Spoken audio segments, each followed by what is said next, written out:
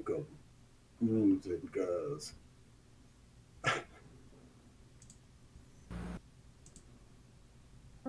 Did you start? AJ, go crazy. I think you missed the conversation we had earlier, Dave. Okay. And then I'll read the names off. I think you definitely missed the conversation we had earlier, but you can feel free, man. I don't know if I'll be able to hear you over the music. You're not gonna try? I don't know what we're doing anymore. Read the names. Give the people shout out. Hold on. I'm going to the pop out chat. Okay, we got Johnny Rypap, the Stray Cat. We got K27, Finlad, Duran Fan, the VR Game Cat. Wow, Still Time, saying Kaka as always. Enderman 2007, Robert Sullivan, Marcus Orr, Gabriel the Game Cat, Kev Gret, Wink Rogers the Game Cat, PSVR Boy Game Cat, Boy, Geisen Fist Bump, Halloween Fist Bump to you. Soma Game Cat, hello everyone. That's the spooky hello. That's a spooky hello. Arasik, what's up? Creeper Betty. We got Void Cat the Game Citizen and Cloak Creeper Games. Joshua Taylor, Phil Saunders. Wow, this is, I don't know, you do this every time, AJ. It's hard to keep up.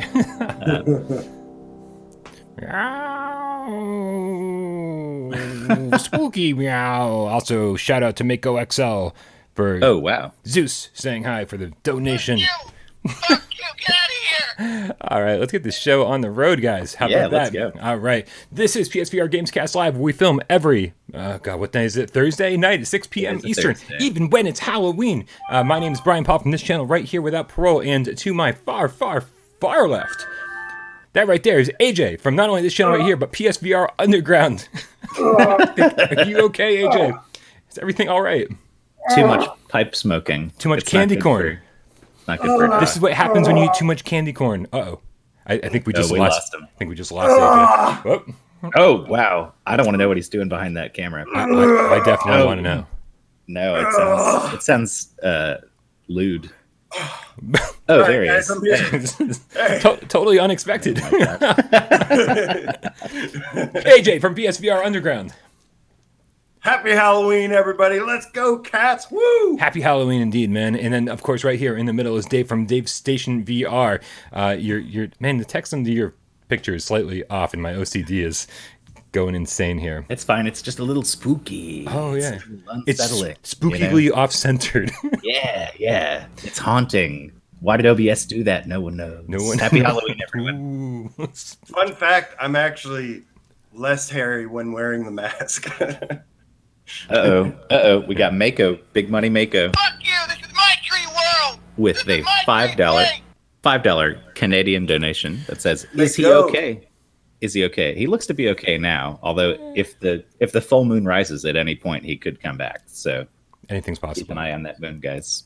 Please stay away. I don't want to hurt anyone else. Man, oh man. All right, a little housekeeping before we get started here. We want to make sure that everybody subscribes to not only this channel right here without parole, but also AJ over there, PSVR Underground, and Dave over at Davestation VR. Do quick little searches on YouTube. They pop right up, I promise you. Also, make sure you hit us up on patreon.com/without parole. Yay! Go for $1 or more Wait, every let's do single it month. spookier. I want to do it spookier. Games. Without parole games. That's not spooky. That's just like cheesy Dracula shit. Okay, fair enough. I'm down with it. Best Dracula. Whatever. I'm all good. Yeah, if you like what you see, guys, you should know that most of what we're running on here is Patreon support. So even if you just contribute $1 a month to patreon.com/without parole. It really, really helps us out. We don't ask a lot from you. We appreciate each and every one of you, though. What else, guys? I want to make sure that you hit us up on Discord. Our Discord link is in the description below. Just hit that little triangle to see all the links for all this stuff for the channel. Join us on Discord, man. That is where we hang out 24/7. I've been doing my best to stop into the community on PS4 as well, but there's no PC app for that. I can't just sit here, edit video, and hang out in the community. So I end up being on Discord pretty frequently. Mm-hmm. And I think that's pretty much it. Guys, I just want to say real quick, yeah, before we get started, I've got a spooky beer with a skull on it. Oh, nice. Ghost in the Machine, and I'm drinking it out of, if you Ghost guys watch... in the Machine. Is it Ghosts? I thought it said Ghosts apostrophe S machine, Ghost Machine.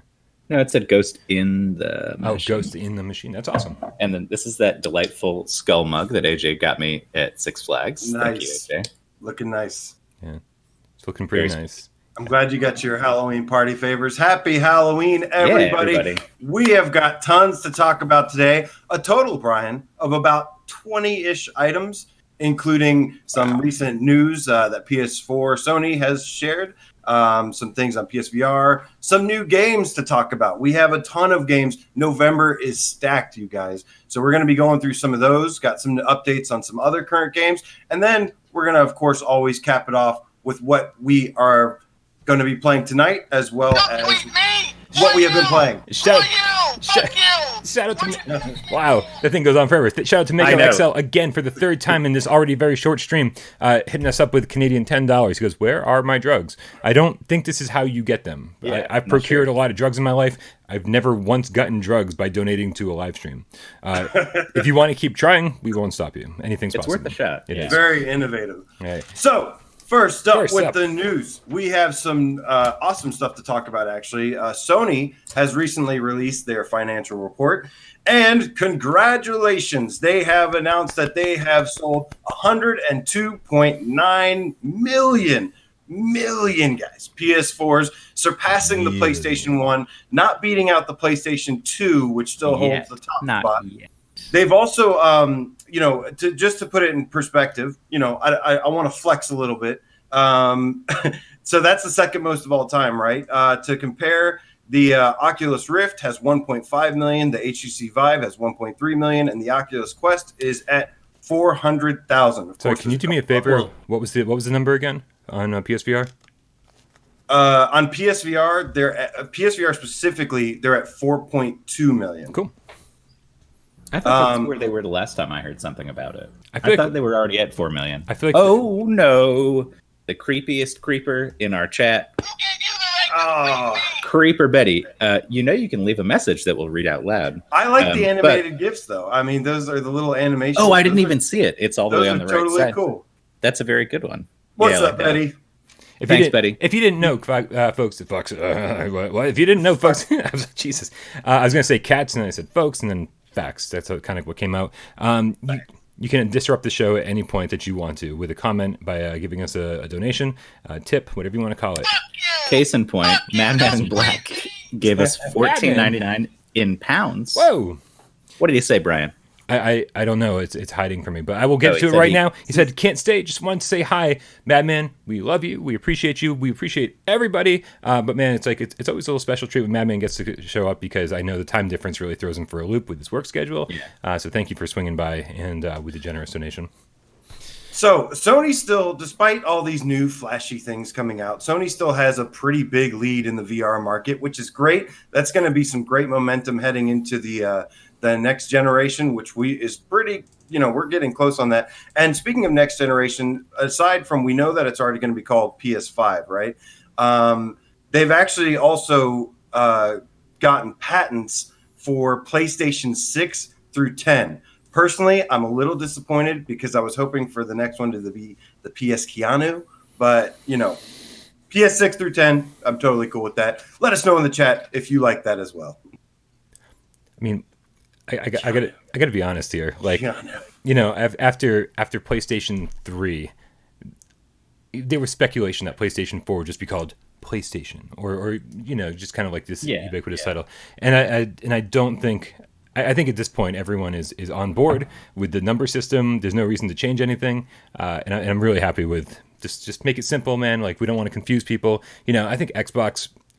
I think we grossly overestimate people who are not hardcore gamers. Right? It's like you get the original Xbox, which we call the OG Xbox now because we have to, because we can't call it the Xbox One. Then we had 360, and then we have Xbox One, and so within It just gets more confusing though. Xbox One XS, is that a thing? Yeah. Xbox One XS. I was going to say, it could not be XS, Xbox One S. X, and then there's also the Xbox Xbox One One S. S. Okay, gotcha. Yeah. Totally kidding when I said I wanted the PS Keanu. Okay, kind of kidding. But, I think I've always loved the PS1, 2, 3, blah, blah, blah. Yeah. I don't really need to see a PS X1 B, L, Class C, Starship. Yeah, like Right. And requesting docking procedures. Yeah. Everybody knows what it's going to be, and it's all good. I don't really care for the whole names. Keep that for the dev kits. I like the dev kits having the goofy names. I just feel like I'm going to be old as shit when PS10 comes out. I might be dead by the time PS10 comes out. I'm a little concerned that you might not make it to PS5, honestly. Shut the fuck up, Bryan. So, but yeah, just wanted to shed some news on that. We also have one more donation from. Oh, yes, we do. Mako XL. Guy's hard to get.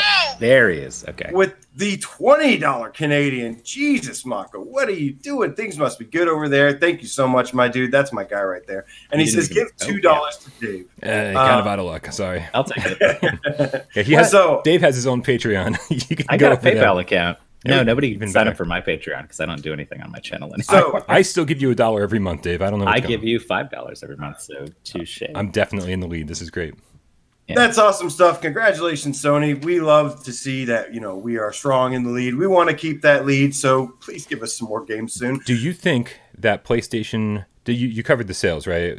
I'm like totally brain dead today. Sales, patents, so everything. Do you think that PlayStation 4 will overtake PlayStation 2 in overall sales before it's over? Ooh, no.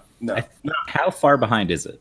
Like how many million? I want to say like 20 million or something. Is it 50? No, it's 50 million. Yeah, that's a lot. PS2 is at 155 million. So it's going to need about 53. I personally don't think so, unless they just get stupid cheap. They go on sale a bunch. So it is actually possible. I kind of forgot. But so you got to remember, like when a PS5 comes out, that doesn't mean PS4s are going to stop selling. They're going to get cheaper. They actually sell more because they get so much cheaper. Yeah, so people who didn't get around to getting one are going to be like, well, I don't need all this horsepower, and they're still releasing the new games for both consoles. I assume they'll do that. Yeah. Like Ghost of Tsushima and all that stuff. I assume will be PS4 and PS5. Now the question is when PlayStation 2 came out and they released the PSONE one, like the small little mini, the size of a DVD case, which was adorable. It was like what? The first Slim. It was fuck you, it hurt. K27, I'm sorry to interrupt you. What's up, K27? $5 from Canada. And he says, ours is going to be a strange generation of seniors, and I have to agree. Is true. But I think seniors themselves are already strange as it is. So. Also, shout out to K27, who actually got a little spooked by Spooky's Jump Scare Mansion. I was very happy to see that post. Because he's not terribly scared by other games. But what we were talking about was that PlayStation 2 also got a small version, like a super slim version, right? But PlayStation 3, despite having 3 different models, never dropped dramatically in price. It never got to that $100 magical price point. And I'm wondering if the design of the PlayStation 4, being something other than the cell processor of the PS3, it's a little more PC architecture and is going to be cheaper, and they're going to be able to actually create that PS4 super slim, super cheap when PS5 drops. I would love to see that happen. Yes, absolutely. One more quick shout out to Mako XL with the Guys, $40 Canadian says I got a raise.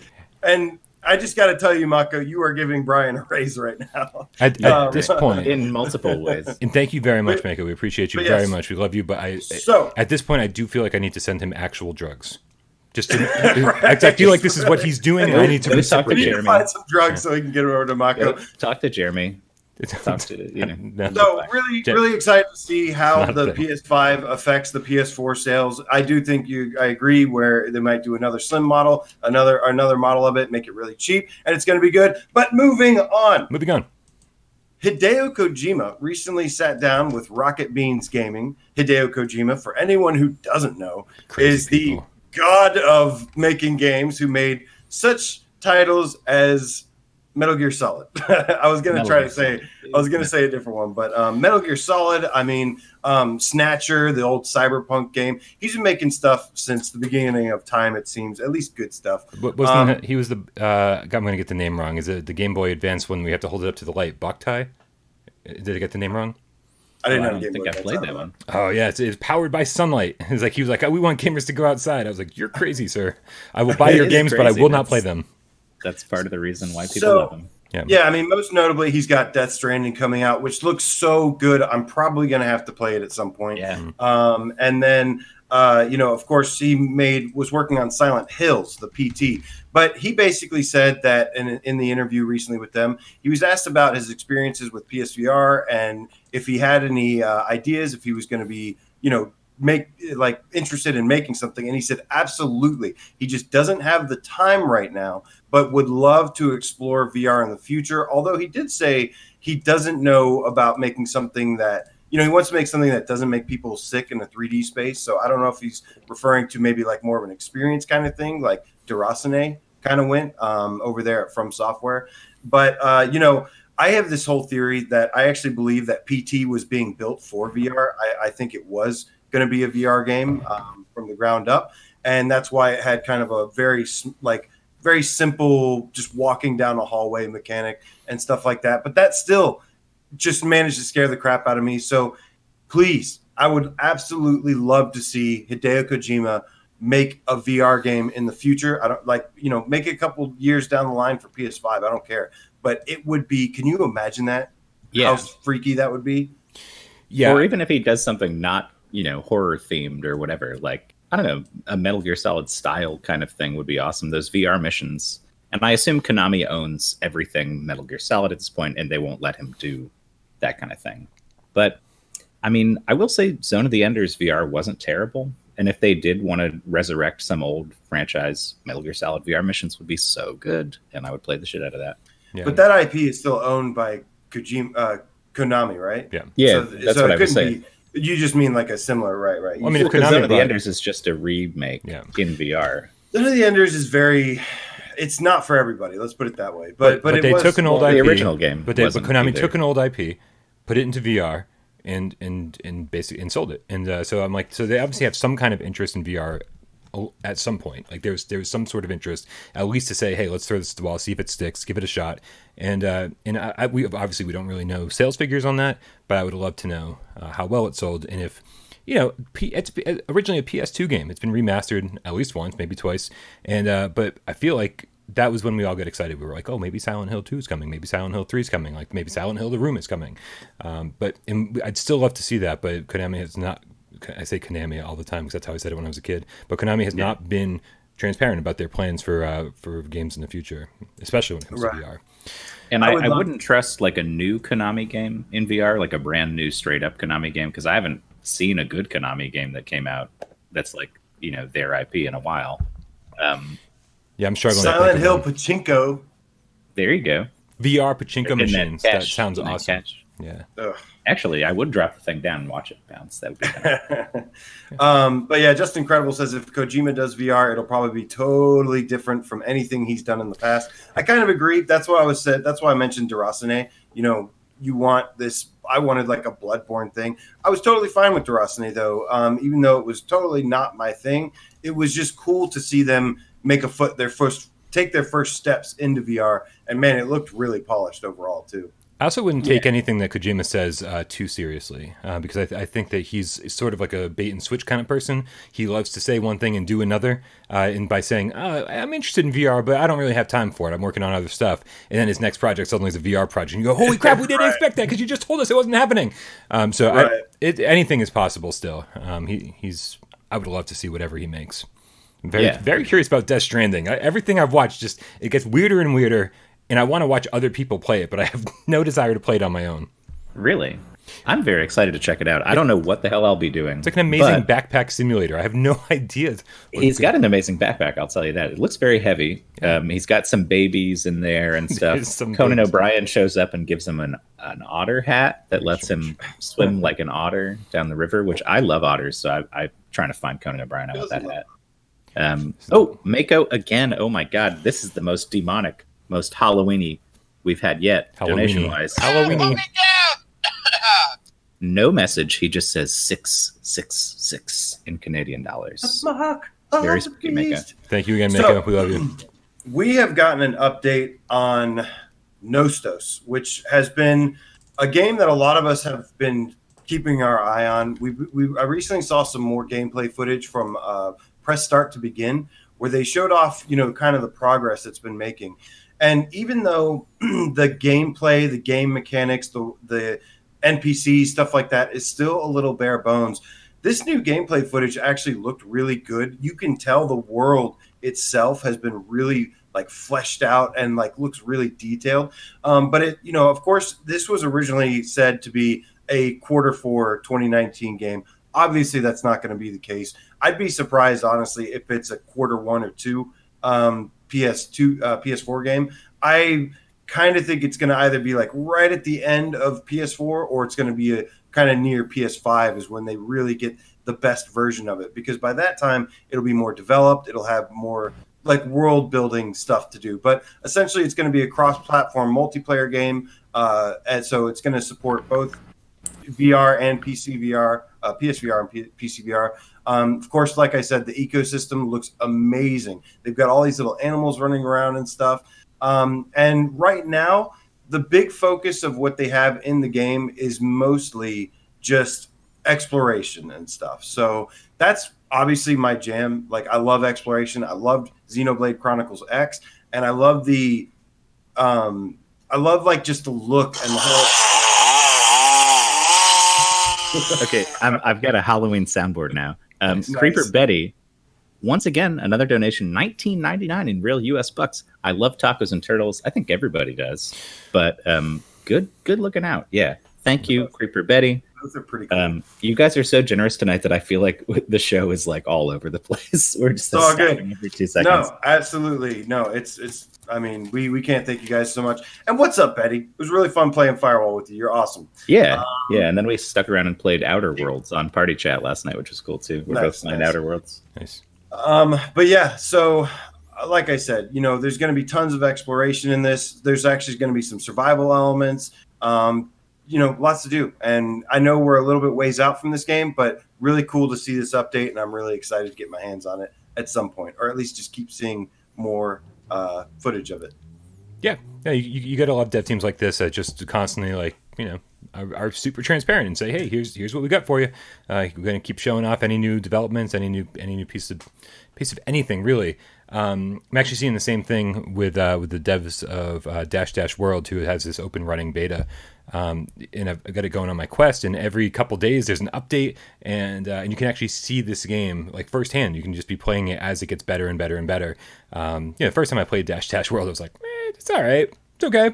But man, it's getting so much better, and by the time it gets to PlayStation VR, I think it's going to be awesome. So you gotta love devs like this who are just so transparent. Man, I'm watching this footage, and I'm like, I'm really hoping that the jankiness is on their end and not mine. Did you see the new footage? You got to go to Press Start to Begin as the channel, and they've got some. It's playing right now. New footage. Okay, gotcha. Yeah, it's pretty bare bones and stuff, but petting that puppy. He's like a demon puppy. Pet the puppy. Oh, it looks so cool. Yeah. Reminds me of like Final Fantasy 12 and stuff. It's got a little bit kind of open areas with these these really cool animals to see and stuff. Really, really good stuff. So, speaking of open world exploration and crazy awesome games, No Man's Sky Beyond recently got patch 1.25, and Hello Games actually gave us an update as to what's going on over there. As you guys know, the game was a little bit blurry. We've been waiting for those with a Pro. A lot of people with a Pro are waiting for the Pro patch, and I have some great news, because in addition to what they recently added, which is weekend missions now, and they're still pretty much the same as far as I remember. Go feed some animals or something. Right. They're also adding featured bases, which lets you teleport from the space anomaly to where'd Bryan go? Oh, right here. Sorry, had to get the bunny. My bunny cleans up the condensation from my iced coffee. Oh, there you Nice. go. Sorry, Bunny. Multitask Bunny. But so they basically said that their plan is to start working on the most requested features from the community. So that to me can only mean one thing: PlayStation 5 support. PlayStation 5 support. At launch, please. That's from the community, please. I'm sorry, guys. This needs a good sound effect. Don't be sorry. What do you think? Medical saw, Sure. wormhole, ghost whisper. Let's do ghost whisper. Jesus. Dude, that's for Mako XL. Dude, one more. He says another one, just like DJ 100. $100 Canadian. He must have gotten a big raise. Yeah. Jesus, Mako. Thank you very much. You got a creepy laugh for that too. As you guys know, I'm running this channel. It's like 80% off your support. So thank you very much. If you like what you see, please feel free to donate. Also, hit us up on patreon.com/withoutparole. Games. Because seriously, even just $1 a month from a bunch of you guys really, really, really helps out. So thank you very much. Appreciate it. All right. Thank you, Mako. He's also, like I said, that's my dude right there. Play with him all the time. Nice. Although it's been a minute, Mako. Hit me up, dog. So what are the community? What does the community want from No Man's Sky? Yeah. What do you guys want besides I guess obviously the pro patch. But what do you guys in the chat? Let us know. What is the thing you want to see the most besides the pro patch? Because we all know that's the big one. Anything else you want to see? Well, I think the big one is riding animals. You got to ride animals. That's what I wanted from day one. That's the big one for you. Like of all things that you could have in No Man's Sky, you want to ride animals. That's a pretty good one. I dedicated so much time in the first few days and weeks, like getting all that stuff ready, learning how to make bait. And I kept being like, okay, so how much do I have to do to get to ride them? Like, right. I've fed them, I've milked them, I've pulled stuff off their bodies. And now what do I do? For me personally, I want to see them to continue to expand the biomes because for me, once I see everything kind of, which takes a long time, don't get me wrong, but at some point you kind of start to see the same thing over and over after hundreds of hours. But yeah, that's what I want to see is continue to grow the biomes and stuff. I want to see more animals, more environments, all that good stuff. And I think they actually did a Twitter poll at some point and it asked people like, what do you want to see the most? And that I think biomes is what won. So would be really cool to see them expand on that. But it's good to hear that, it's shaping up. I need to jump back into that game. It's been a minute, actually. Yeah, me too. But it's cool to hop back in knowing there's going to be updates and tweaks and stuff like that because they've been nonstop about that. You said it's 1.25 is the patch? Yeah. So they've done like 24 patches so far, which is crazy. Right. And their patch notes are always crazy. Good to know that they're getting most of the bugs hammered out because that was the big thing at first. So yeah. All right. So Bryan. Hi. Next month is going to be a big month. It's like they said, screw October. Let's just release everything in November. So we've got a list of games as well as a little bit more information on some of them. Mm-hmm. And so we want to go down the list and tell you what to expect, why you should be excited for November, for all those that are wanting to spend more money. Yeah. Because I know you guys are. It's the life of a PSVR owner. You see new stuff and you're like, damn it, I got to buy that. Damn it. Yeah, I feel like we're still working things out on GAMESCAST Live, trying to figure out, exactly what kind of show this is, exactly like, how it's organized. But I think it's important for us the last week of every month to look ahead and see what's coming out for the entire next month. We'll try not to spend too much time on each of these games because there's quite a few of them, and obviously they're not out, so we don't know a ton about each one. But definitely, we want to at least mention each one. So what's our first one? So first up, we've got Audica on November 5th. And that's by Harmonix, the same people behind Rock Band, Guitar Hero, I think. Yeah. Those things. And it's essentially a game that will have you both shooting and smashing blocks and stuff to music. And, visually, I've heard it's really good. Just incredible. If you can tell us anything from your experience on the PC side, I'd love to hear your thoughts. But yeah, just heard nothing but good things. And this is a big, really big popular company. The only thing that matters to me is the variety of music. I've heard it's fun, so I expect it to be fun. But it could really go another level with me if the music has a lot of variety, rock music. So what I'll say is Harmonix is a company I've loved since I was a kid. Like Amplitude, and I think there was a Frequency before that on PlayStation, maybe 2, PlayStation 1, I can't remember. Those had very kind of all over the place soundtracks. Like there was No Doubt, there was like Massive Attack or something. I think they had a lot of different genres in there, and they were able to get licensed music from artists that were actually like kind of well known, along with a mix of some indie artists, and then they do their own music as well. So I feel like what Beat Saber has been missing is DLC updates that people actually want to play from artists that they actually want to play. And so I hope that Harmonix can keep going with Audica and introduce new DLC to keep up with their kind of legacy of being a really good company for being able to get those licenses from stuff all across the board. And I'm so excited about that. Harmonix is great. So, not to say that people don't like the I don't like Imagine Dragons are fucking Panic at the Disco. I know. They're two of the biggest bands in the world. I mean, so just because right. because of us or our demographic specifically, or people who hang out with us on our channel, like that, we all skew a little bit older. I know that Imagine Dragons and Panic at the Disco are huge for people who are like slightly younger than us. So I mean, they're making the best marketing decisions, but maybe not the best decisions to give them a lot of street cred. The people, and you know, I think this could be fixed with variety, and apparently they are working on a couple different things we've talked about before. That they have the 180 or something degree, you know, movement system, and then they have a new beat pack that's coming out. But we're talking to Audica though. What was that? That's Angry Zombie. Okay, I didn't even notice. This is Mako XL. Another. This is $200 Canadian. So give this to Dave and AJ for games. Yeah. All right, you're putting some work on my end here, but we appreciate the donation. PayPal us. Yeah, I'll give you whatever percentage of that is appropriate.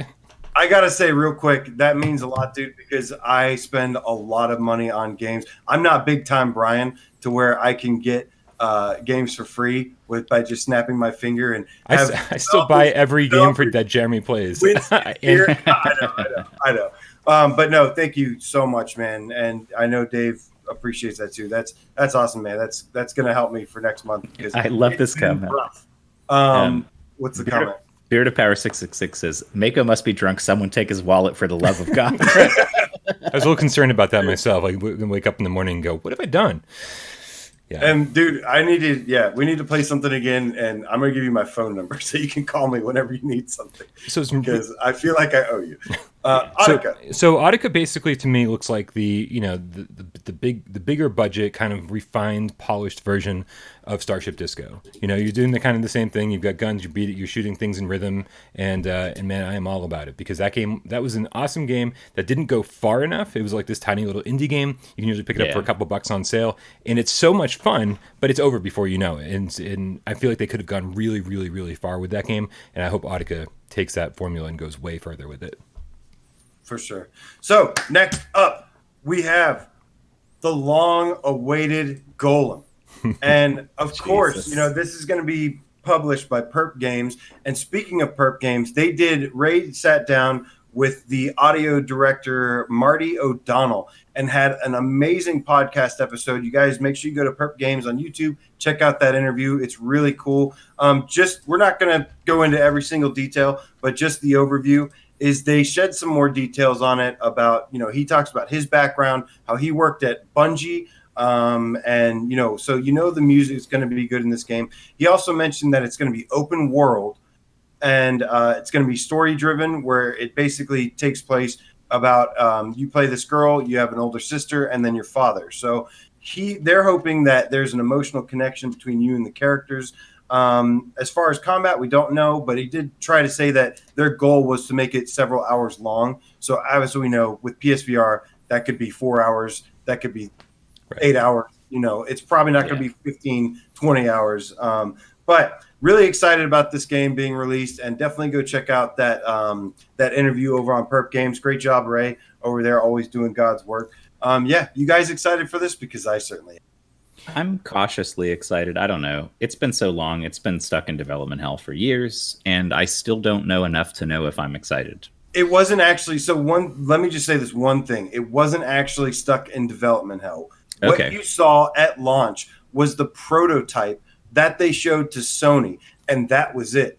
From once that got the approval and some buzz behind it, then they actually started building the game based off of that prototype, similar to Starblood Arena. So it hasn't been stuck in development hell. So that's both a good thing and a bad thing. But Bryan, please share your thoughts as well. Yeah, I mean, it sounds like a lot of bad decisions were made along the way here in terms of like revealing the game way too early. It's like, okay, we revealed the game, but everything you're seeing in this trailer is everything we've created. Like that is basically the gist of the conversation that they had. And it's just sad, man. It's depressing to see that, you know, hey, like these guys were sort of, I mean, put in a really bad situation to say, you know, here's a game that everyone's excited for, you know, at least around that time, but it didn't exist yet, like in no way, shape, or form. So I'm still excited.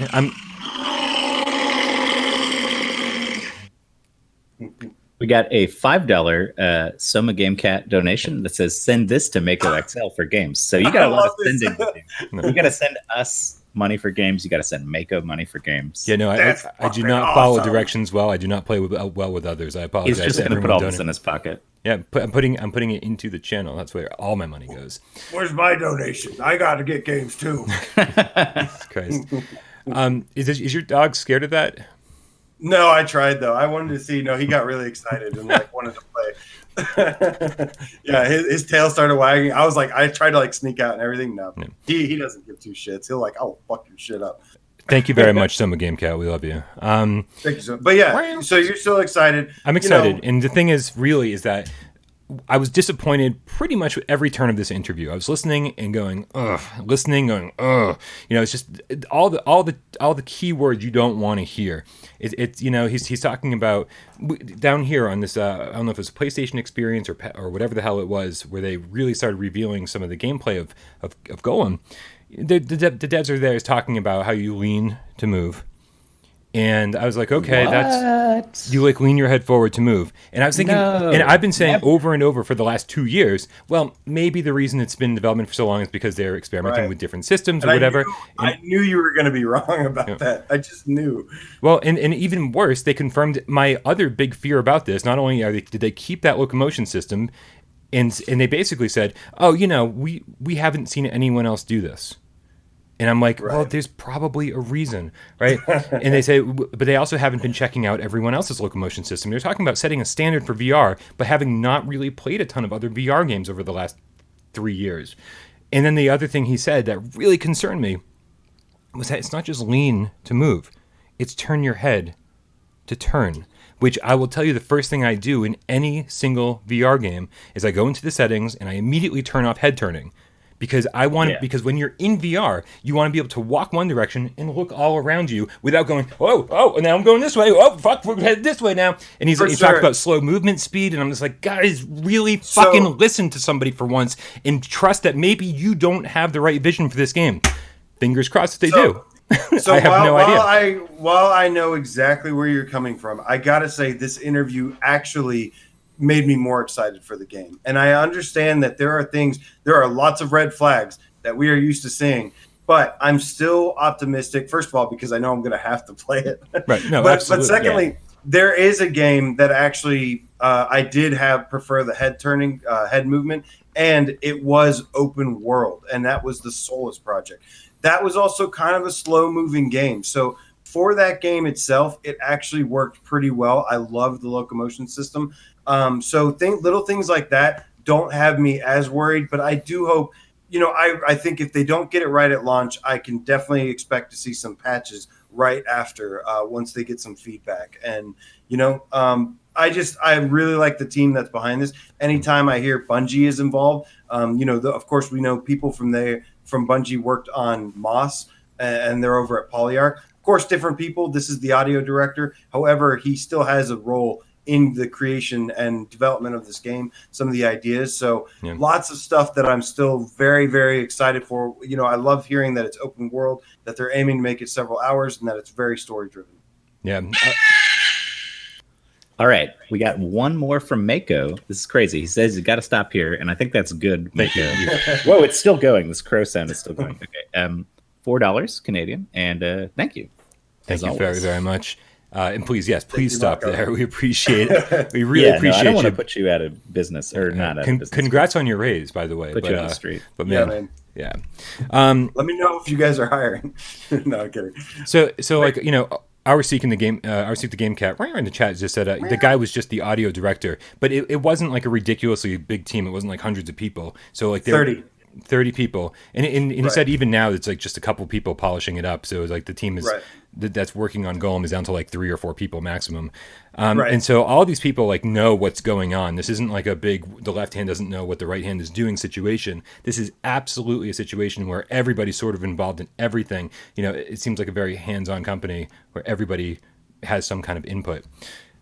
I'm curious. I'm being kind of a dick about saying like you don't know how to make your game. But the thing is like we've heard these comments before, and it just sends up big fucking warning signals. And I just don't want it to be the case. I want this to be a great game, and I've got my fingers crossed that it's good, that they know what they're doing, and I just want to trust them. But until we play it, we don't know if we can. Right. Well, we'll know soon enough because it's only a few weeks out. But I'm cautiously optimistic like you are. But I'm really pulling for you guys over there because I really want this game to be good because it looks awesome. Absolutely. I've been waiting for this for a long time, and when everyone else says this game is going to suck, I've been the guy going, I'm still optimistic. I've really got my fingers crossed for it.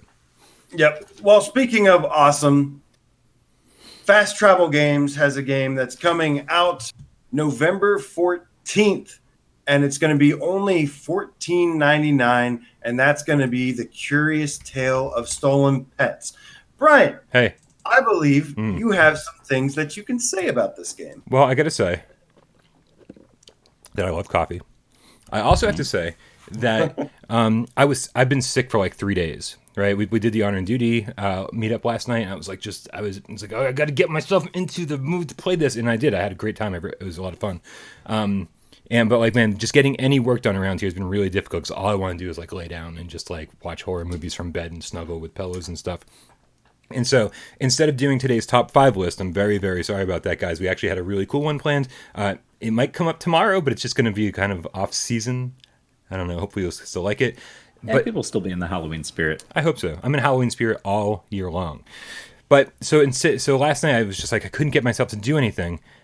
So I decided to put my Quest on and play Curious Tale of Stolen Pets. And I played it from start to finish.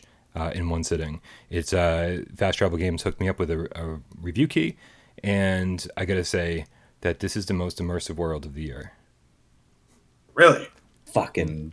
I just had to say. What did you really think of it? It's beautiful, right? It's like it's got this.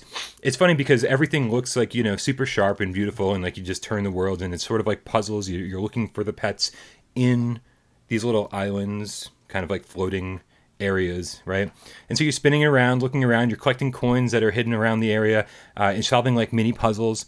And there's like this nice voiceover going on. It's like kind of telling you like a little story about like your family along the way. And it's good. It's really good. Now, what I like most about it is that, because you kind of look at this and go, oh, it's another Moss-ish looking game, another Ghost Giant-ish looking game, right? It's got that kind of familiar look to it. But what I like most about it is that it's got this really interesting animation style, which it's done, it looks like it's claymation, but they managed to make that claymation kind of low frame rate thing happen in VR. So while everything else is running at a normal frame rate, the claymation animation stuff is happening at like kind of a slower frame rate. And it looks amazing. It's something I don't think I've seen at all in VR. And I kept like putting my face really close to the action to really get a good idea of what it really looks like. And it is stunning. It is stunning. It ran pretty well on Quest. It looked pretty good on Quest. It looks amazing on Quest. Okay, so we've got. They said it's identical on all platforms. They said there'll be pro support at launch, and so I think it's going to be stunning. Oh, I got to tell you, man, there has been a lot of buzz about this game. This is a game that you can look at. I'm sorry, Joystick Guru just donated $2. My last 2 doll hairs. Oh no, not your last. Buy your dream car, Brian. And he put some cat faces. What is your dream car? I've got my dream car. I drive a '98 Wrangler. I'm very happy with it. It's very bumpy. That thing was pretty awesome. Yeah. Just don't step on the thing that gets into the car. Yeah. Oh my god. Oh fuck. Do it real quick, my dude. I got this one. 97 Skynet, the T800 Game Cat. Meow, meow, meow, meow, meow. With the Canadian $6.99 donation, says dropping in a little late, but happy Halloween all. Happy Halloween all indeed. Yeah. Thank you guys so much for being here right now. It is amazing for you to spend this awesome. This is our Super Bowl. This is like this is our favorite day of the year. So to spend it with you, we couldn't ask for anything better. Mako, God damn it, dude! Another Mako, stop upgrade. It. Jesus, I'm gonna find where you live and tackle you. It also hand cash back to you. He's got the $2 donation. Says upgrade. Thank you again, but stop it. Yes, thank you so much. Yes, you're cut off, Mako. All right, cutting you off. But yeah, also 97 Skynet. You're gonna go see that new Terminator movie? I know you are. But yeah, I'm gonna see it. It looks good. this game has been generating a shit ton of buzz. Yeah. A lot of the cats in the chat right now are saying like, this game is made for me. It's funny because this could, like 2 years ago, people would look at this and be like, oh, it's a tech demo. Oh, it's just a little, kids game. But there is so much buzz. And what makes me happy, including what you said, is that every time people get their hands on this game, they like it even more. Yeah. So really excited. Love the price point of $14.99. So definitely looking forward to this one as well. I will say the only downside is that I want more. Right? They charged a nice low price for it, but I think I polished off the entire thing and found every single coin and collectible in about just over 2 hours. Okay. But if it's a good experience, it's a good experience. I feel like if it's that polished, absolutely, it feels that good to play, I would pay $15 for a 2 hour experience that's that good. And I do need to retract a statement I made earlier about this game, saying that it's I was under the impression it was going to get like really deep and crazy emotional and like tell a heart-wrenching story. It's like you thought it was Ghost Giant. I thought there was going to be some level of that in it, and I don't think that This tells a little more of a lighthearted story, dives into some family stuff, but it never takes that plunge. So it's you're not going to sit there and start crying as far as like. Can I ask you, do you find out who stole all the pets at the end of the game? No, I don't. Okay. No, none of them seem terribly stolen. They all just seem like they're hiding. I'm like, okay, I found you. Okay. Yeah. All right, moving on. All right, so November 12th, we have this Doctor Who Edge of Time, which, as we've heard and we've seen in the new trailers, we've heard great things about it. We've been seeing new trailers on it, and we've been hearing, my favorite part about this is everybody that's been playing has been saying it's a little bit spooky. Ooh, spooky. So that's one thing that I'm really looking forward to. I know we've asked 1,000 times, guys, but if you have some episodes that you want to tell us to watch, please let us know. Specific episodes. I have a pen and paper ready. I will write this down for me and Bryan to go watch, because all I know is Inspector Spacetime, which is not Doctor Who. It's a parody that's in Community. Really, people have been sending me some really good suggestions, but honestly, I feel like I need to watch like 5 or 6 episodes, because that's all I have time for to prepare to play this. And if you can name like 5 or 6 episodes that you feel like will prepare me for this, then please, that's pretty much all I can handle. And everyone's like, oh, don't watch this season because I hate that Doctor, or you should only watch this season. I'm like, no. 4 or 5 episodes. Like, let's keep it simple. Don't make me work for this. Just tell me where they are and how to find them, and I will watch them all. I feel like you might end up having to just watch like a YouTube synopsis of the show or something, like a season 1 synopsis, like what happened. Tell me about it in 20 minutes. I want that, but I do want to watch like a few episodes as well. If we don't hear any, then we'll just have to put on a few. We got K27, a fellow Inspector Spacetime fan. My dude, fist bump. We should do like a synchronized watch party, like we all hit play on the episode right at the same time, and, like chat about it. That's one thing I'm looking forward to. What's screen. That theater? Big screen. It's going to be so good, guys. Because when we get stuff like this, we'll all just be like, all right, guys, let's go ahead and gather around and go watch this. As Justin just said, there is a Doctor Who big screen channel up 24/7. There you go. So yeah. That's really excited for this one. It looks really polished. It's a popular IP, so I think it's going to have some money behind it. So I think that's going to go a long way. Or Seek the Game Cat says, watch the honest trailers of Doctor Who. I love honest trailers if you guys have ever seen those. Oh, hold on. Before we get in the middle of any conversation that I have to. I got this one. This down. Okay. Well, but hold on.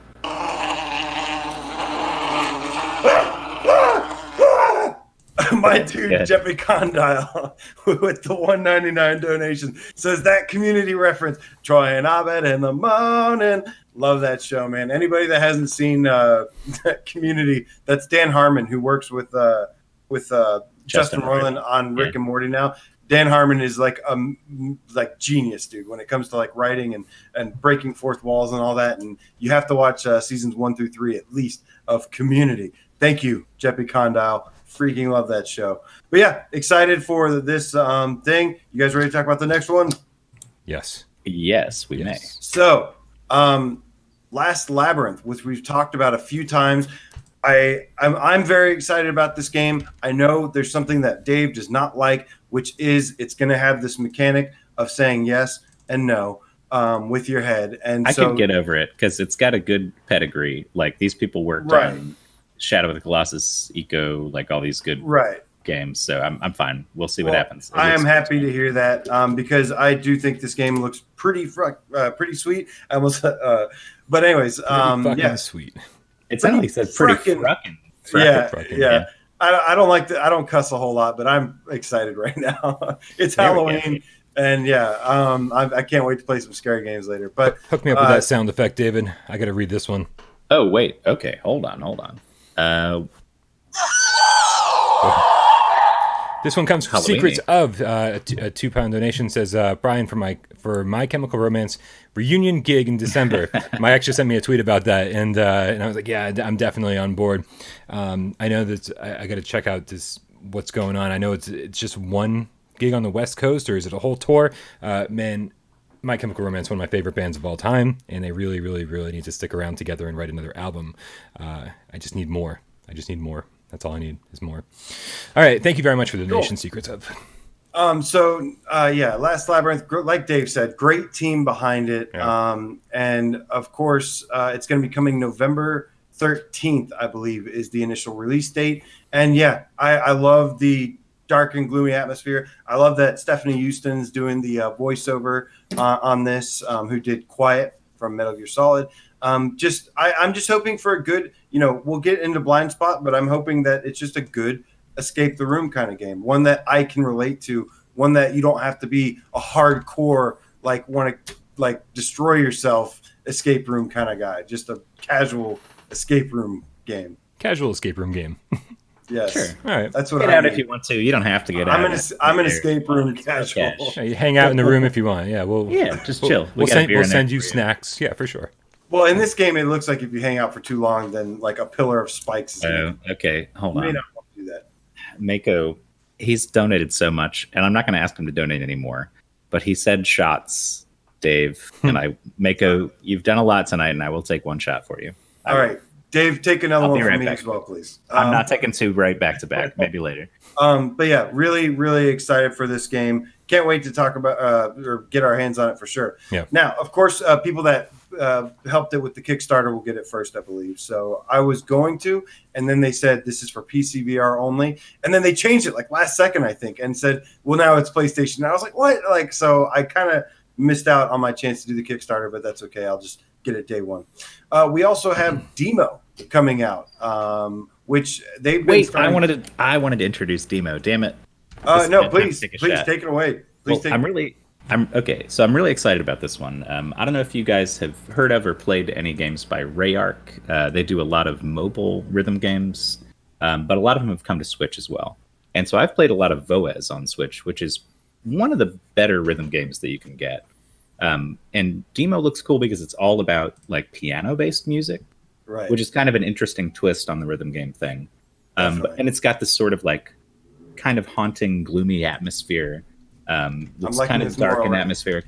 It's I'm just very excited about it, and the console releases of their games in the past have been really, really kind of comprehensive. Like they'll have Deemo, which is a mobile game, but then if they bring it to console, it'll have every song you could have bought from the DLC, like for one price. So that should be pretty cool, and I'm just so curious to see how they put this in VR and like what that looks like. Because their normal style of games initially doesn't seem like it would work in VR at all. But I have a feeling this is going to be good and polished and fun as far as rhythm games go, and something different. It's not a Beat Saber knockoff. It's not Audica. It's just something totally left field. And yeah, I love rhythm games. So, Brian, what are you thinking on this one? Yeah, this is. Obviously, I've got Deemo on Vita. I feel like Demo's been kind of circulating around the PlayStation ecosystem for a while, sure. and on PC too. I think. Is that right? I feel like I don't know, and it's unimportant. But the point is that I'd be totally into this game even if it was just a music rhythm game. If that's all it was. That's what interests me the most. But what they're showing off is I think what interests me the most, to be honest with you, is this sort of like this third person exploration, just this whole other thing going on, and the world just looks beautiful, man. in their other games, they've had these small story segments that are told in like postcards or little scenes that you look at like with dialogue and text. But it's really basic. And I feel like they're taking that idea and making it into an actual experience, like of a narrative kind of thing going on in between songs, which sounds really cool to me. This is one that doesn't grab me right away, but it looks like one that could surprise me because, you know, you guys are obviously way more into kind of games like this. But, you know, there's things like Nier Automata that grabbed me right away because of the gameplay. Now, I really like the gameplay is what really interests me in this the most. I like a lot of Eastern influenced, Asian influenced gameplay. They usually have something awesome that's completely different and never done before. So that for me is what I'm mostly looking forward to. But the style, I love the style as well. So this and Last Labyrinth, very much looking forward to both. Yeah. All right, Mako, I did your shot. Real quick, Colt 45, Rayman 8. I can't turn it off. I'm so sorry. You can move it away from the mic, maybe? There we go. Colt 45 Rayman 88 in the chat says, any news on Pistol Whip coming to PSVR? I saw Nathan playing it on PC earlier. Yeah, it's coming to PC next month, but PlayStation VR, this is really their first PlayStation VR game that Cloud has made, and they didn't give us Heart of the Emberstone and all that stuff. So they just said it's going to take a little while longer for the PSVR version. We're just assuming sometime early next year, but but there's no specific release date. It is coming though. But we will be able to give you some impressions because Bryan and I both have a Quest, and it's coming to Quest way before PSVR. So we'll still be able to check it out and say, hey, this is something to get excited about, or don't get excited about it one way or the other. Absolutely. Nice. So, you know, that about does it. The only other things that we know... we got to talk about Agent Emerson, though. No, we don't. Oh, you do want to talk about I do want to talk about Agent Emerson, Okay. So there is a VR-made movie called Agent Emerson coming out. We've talked about it just briefly before that, you know, there was stuff like Hardcore Henry that came out and it didn't, and it like, you know, I don't know how it did. I don't know if it did well or not. This does interest me a little bit more because this is built for VR, not just first person. But Dave, please briefly tell us your thoughts. When you say built for VR, what you mean actually is that it's a 360 video wrapped around your face, which if anyone's ever tried any app that's a 360 video, they uniformly suck. They're not good. They don't have depth to them.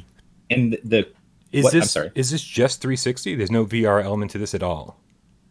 It's 360 video. I mean, there might be some depth to it, but I've never seen a really good amount of depth in a 360 VR video. Right. 180 VR can have a ton of depth and can be really cool. Yeah. And I think they should have gone with that for this one.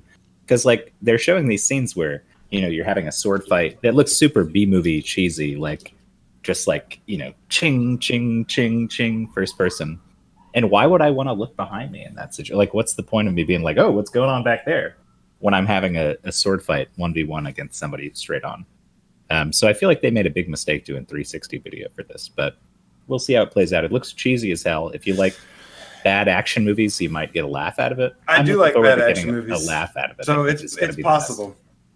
I mean, well, no, let me rephrase it. I like really good action movies, but I can sometimes laugh at like a bad action movie. Sure. Bad action movies are hilarious. They're one of my favorite things. I definitely like good ones a lot more. I just hope this has I hope this is chock full of cheesy one-liners. Okay. Just like top to bottom cheesy one-liners. I still laugh at that sword thing where the girl's just like, yeah. Like she's just kind of like waving the sword in front of the camera. The trailer is ridiculous. There's some scenes where I'm just like, Jesus Christ, they're really putting this out for money. Okay. It's no blood and truth, let's put it that way. It's not gonna be the same. I'd rather play it. I'd rather be a game. Video does not necessarily work well as of right now.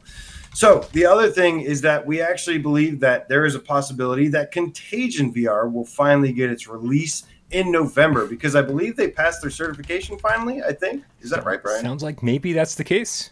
It sounds like the case. So, didn't make it in time for October. We could have really used it then, but of course we want it to work. So, not the biggest of problems. And, you know, we've heard that it's okay. I still, you know, I'm just happy to try something new. I don't expect it to be, I don't know. What do you think about After the Fall? You think that's going to be really good? I mean, After the Fall is what Vertigo Games kind of follow up to Arizona Sunshine, And I think they hopefully Vertigo has learned a lot about developing VR games.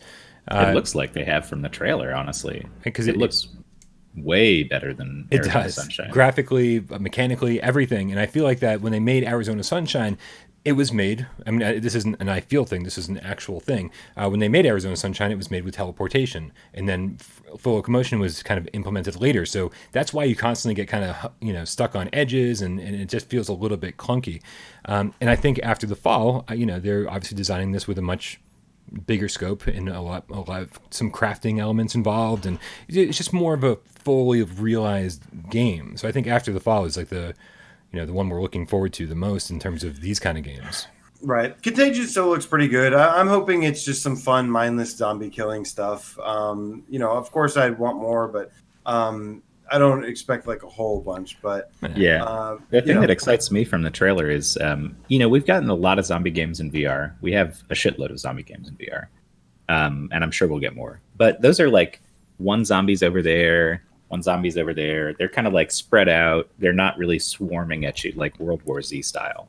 This trailer has some swarms of zombies that are moving in that way. You never got swarmed in. I don't mean to cut you off, but you never got swarmed in Arizona Sunshine. Yeah, this is not the same. No, not the same way that I'm talking about, because this is like a contiguous unit of zombies all moving as like a flow. Okay, I know. Like that reminds me of. So I played the World War Z flat screen game, and it's kind of fun, online Left 4 Dead style shooter. But the way that the zombies move together is really, really, really cool. Yeah. And if that is actually the way that you have to deal with some of them sometimes, that would be insane in VR. Like imagine just like a full swarm of zombies, like all in step, just like coming right at you. Look like humanity as well. Just Incredible said after the fall is Vertigo. If I said until you fall, that's my bad. Yeah, until you fall is the that's the Shell Games one, right? The combat game, which they actually said they did actually recently update and say that I think they are planning to bring it. They've kind of been like, well, we're thinking about it. Oh no, they confirmed that a while back. I don't know if that was if we had that on This Week or a breaking news report, but it kind of went back and forth at first for a little bit. It seemed like it was, then it wasn't, then they said it was. So that's another one I'm definitely looking forward to. So that pretty much wraps up November. I mean, that's what we know. We obviously always get stuff that we don't know. Yeah. So it's going to be a busy week. But we've got some stuff to talk about from this week. And, we've got a couple games that came out, and we have some updates to certain games, and really, really excited to talk about this stuff. So first up, let's talk about Blind Spot, which obviously, Bryan, you did your review. It's a puzzle. It's basically a puzzle game set in a mansion. It's not a horror game. But I had the pleasure of playing this game last night, and I definitely have some thoughts on it. Bryan, I'd like you to start with this. However, chat, tell us what you have been playing recently. And I want to real quick before we even start say I won't have much to say here because I haven't had a chance to play it yet. It's $30, which is a little steep for one that I don't know too much about and don't have much hype for. And I'm still waiting for a review code. So maybe next week I'll have some more thoughts on this one.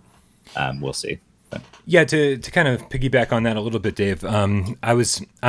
I've played through the entire game now. I have not discovered all the secret rooms. There are 6 secret rooms to find.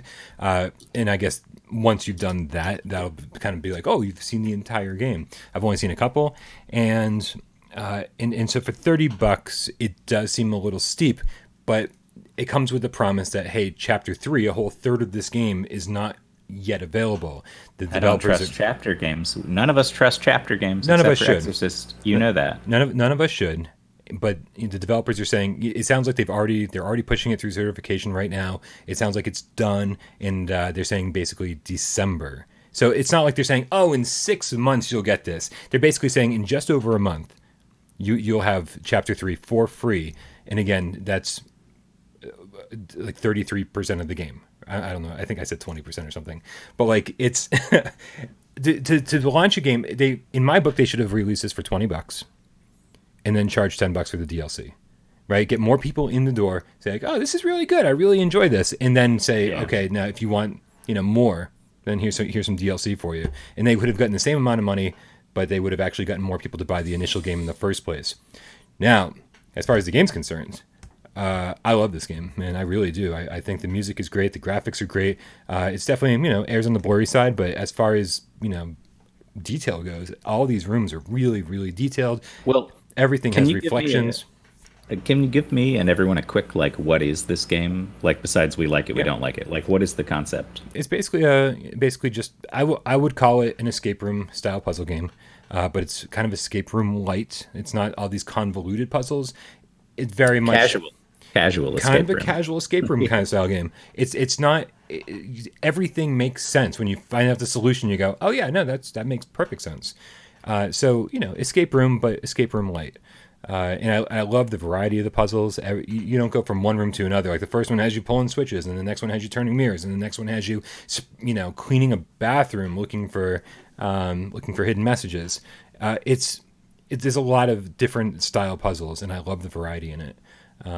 That's the synopsis, I guess. I do have a few thoughts on this game. I, for the most part, agree with Bryan, but I do have a little bit different of an opinion on it. And first of all, there's a couple things I think it does really well, and a couple things that I think are kind of a problem. Number one is definitely the price. This game is so detailed. Like you said, the mansion is so detailed. It's actually kind of shocking how detailed this mansion could be. Every book, every letter on each book, every reflection off the glass or floor or something looks incredible, except for one thing. That blur does get to me. That it's like, it is kind of like washed together. So you have this amazing mansion that's a little muddy to look at. And I'm not the biggest fan of that. I know sometimes you adjust to that. Sometimes there's so much going on that you don't even care. But that's how I felt. There's so much going on, I didn't care. I was like, I went back after calling it blurry, and then looked at it. I was like, this is barely blurry. You guys play No Man's Sky for 100 hours at a time, and I'm like, that's fucking blurry. It is blurry, but there's so much more going on. Update to a game I've owned for 4 years and can explore 17 trillion worlds and do all different types of missions and all this base building stuff. I also have said repeatedly that I explored mostly underwater in No Man's Sky, and it's not blurry underwater, so I didn't really have that problem as much. Yes, it's a problem above water in some of the landscapes. Dave, it's not blurry underwater. I think that's going to go on the back of the box. You expect it to be blurry underwater anyways to begin with, because you're underwater. Right. In every game, underwater looks really good though. The resolution doesn't change when you submerge under. Just because you expect it to be blurry, and then it is the right amount of blurry for being underwater. Yeah.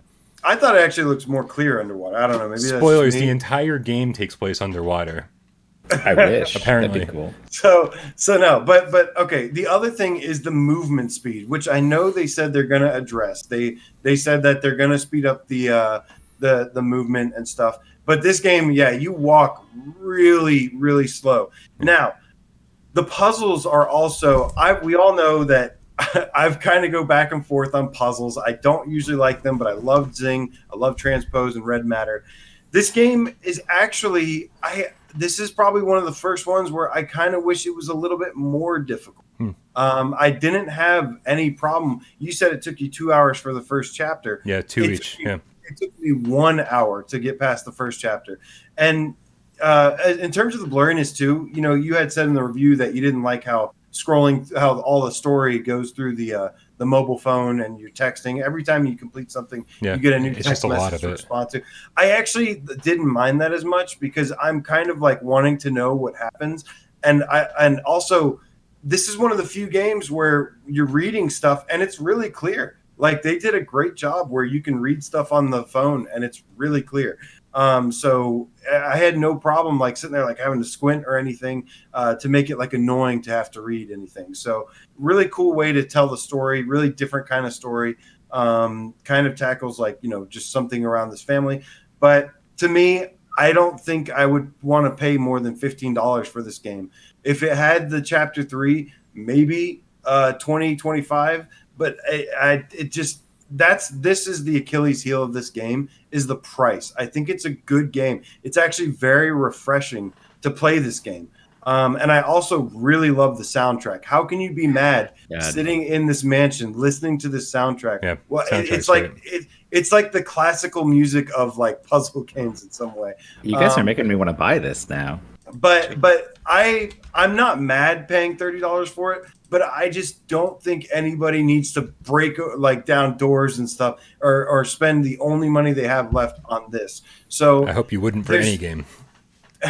Oh, I would for several games, but I really like this game. It is a good game and it's very refreshing to play. Yeah. But it needs a little bit.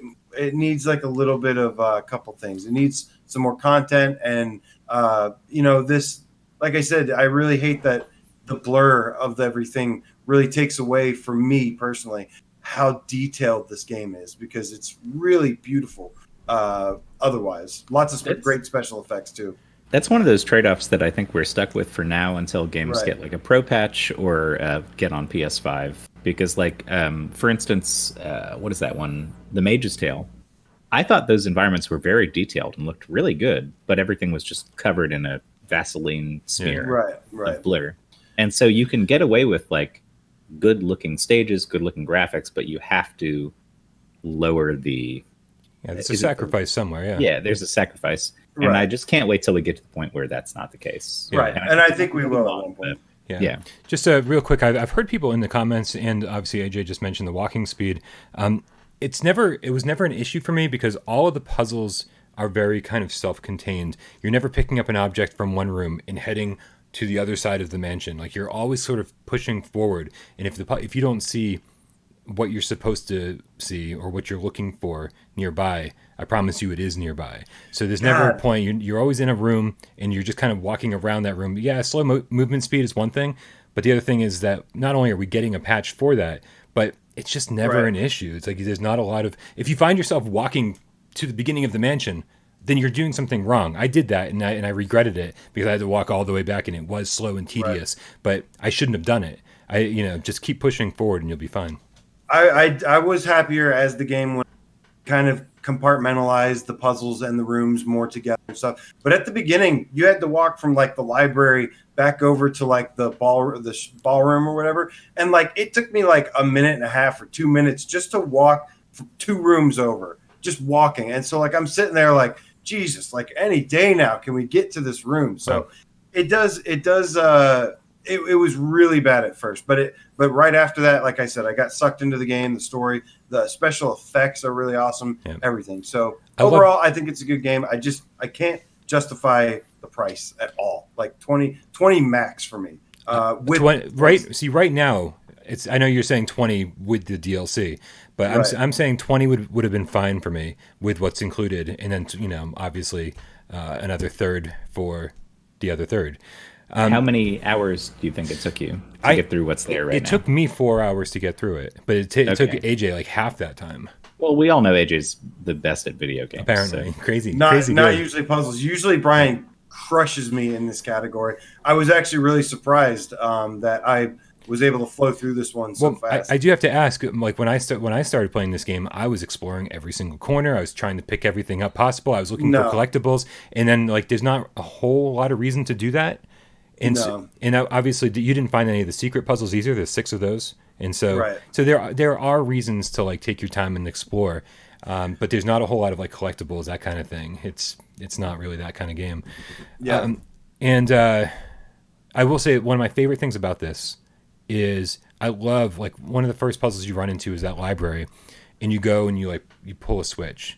And like the huge part of the room just like sinks into the floor or raises up, and I love how this world just kind of like it just feels so interactable. Kind of, it just feels like things are responding to what you're doing, and I love that. What's up, Dave? It does. Oh, I just gotta let my cat in. He's meowing at the door. I'll be right back. So yeah, but overall, I did enjoy this game. I think we're gonna have to kind of just agree to disagree on certain, like just the price, really. Yeah, I think everything else we pretty much agree on. Yeah, absolutely. I'm never gonna quibble about like $5 or $10. It might make it might change it from a one. Oh, got a goodie. So, but yeah, I think we've gotten enough on this one. All right. Go watch the review. Good game, but definitely I don't like it as much as Zing Transpose or Red Matter, but it's like next in line to those for me. Maybe well, I don't know. No, I would say as much as I loved Zing, I like the style of puzzle in this game more. I liked exploring a house rather than these random outside environments that felt like. Yeah, I know. It's just a personal preference. I think Zing is a better game, but this was just a mansion I liked exploring more, and these are the style puzzles I like more. All right, what are we doing here? Next up is. Okay, so we have now. This is the game that I know you're excited to talk about, and this is a very Halloween themed game. Thank God somebody has done it. I'm so excited to talk about this one, and that's going to be Spooky's Jump Scare Mansion HD Renovation. Yeah, absolutely. This game is the shit, man. Talk to me about this game, dude. I want to hear your thoughts. So let me tell you my thoughts. You started playing this game, and I was like, I saw it, and like I was like, I can't believe he's liking this. They're so excited. I can't believe he's liking this so much right now. I'm like, this is not good. Whoa, what's wrong with Dave? Look at Dave. He's all Halloween creepy. What happened? You were like, it was like, what just happened? Like, your camera spazzed out. I don't know. I've seen that in at least like 8 video games. That was pretty cool. He's totally spazzed out. It was awesome. I wish you could make that happen at will. It wasn't on purpose. Did I have a minor seizure? I'm not sure what happened. It's great. But yeah, so this game though, once I got to play it, I loved Horizon Zero Dawn. I loved Metal Gear Solid and all these huge games. Yeah. This game, there was another thing that I think me and you relate to, and we like indie games.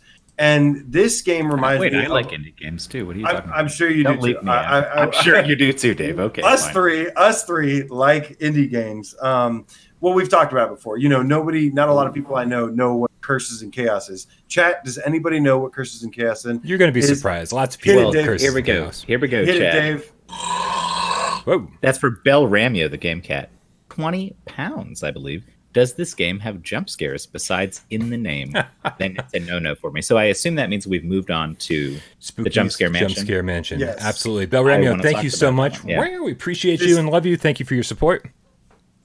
Yeah, this game does have a few jump scares. It's got like these goofy. It's so weird. Like when I first started out, I'm like, man, this kind of feels like a Mario game in some way because like just the way that it looks. Of course, there's 3 different modes actually. Number 1, the main mansion mode. You're just running. You just run from door to door. You have a stamina thing. Number 2, there's this hospital mode, which is why I actually told Mr. Sonic earlier that he might want to take a look at this game because it mixes up the gameplay. So I've been bouncing back through these. Did I say 3? Oh, there's also an endless mode. Endless mode. Yes. So the jump scares come in the form of these little like plank ghosts popping out of the wall.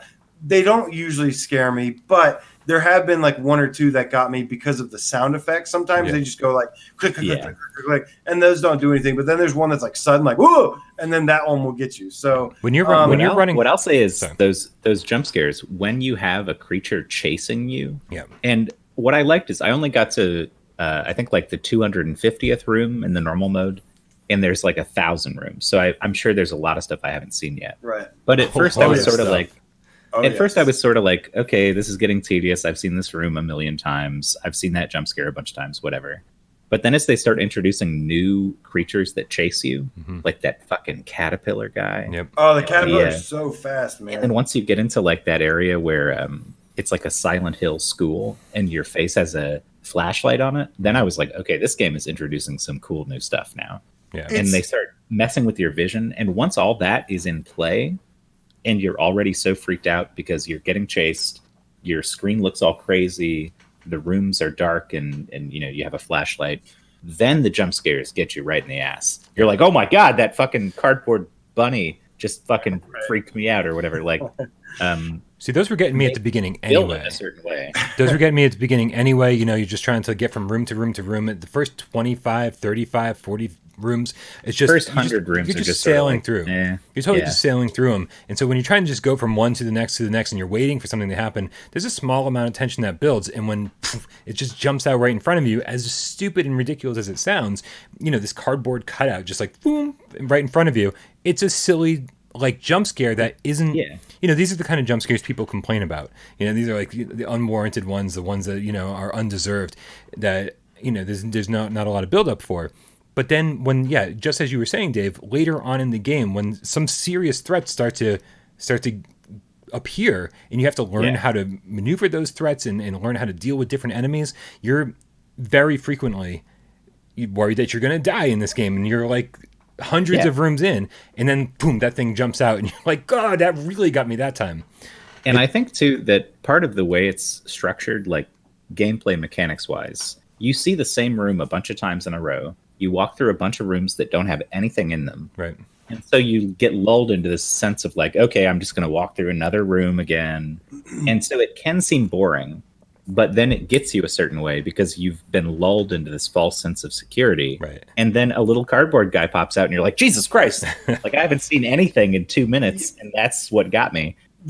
So it's like, I don't know, it's cutesy, but it's still got some scares. It has a lot of really cool influences. It is, on the surface, it does look cutesy. It does look like a kid's game. In ways, I do think it is more accessible. It's like a more accessible horror game. Like, it's a horror game that people that don't like horror can play. And that's one thing I really like about it. Now, that what you mentioned about some of the rooms being empty, that does drive me a little nuts. Where, like, I go through, like, 10 rooms and nothing's happening. And I'm like, that's where it feels a little grindy to me. Because I'm like, why am I just running from room to room to room? Well, like I said, I think that's to build that tension where it's but like, I know, it's so it but I know makes it's you coming think anyway, it's tedious. So I know, but I know you don't it's know coming. when the scare is coming. It doesn't bother me at you- all. It happens gives later you- in the game too, around like room 750. I remember just going from like 750 to 800 and being like, really? But man, it totally makes up for that very quickly. I enjoy the being enemies. chased. I enjoy being chased by the enemies. I love that part. The little jump scares things, they don't usually get.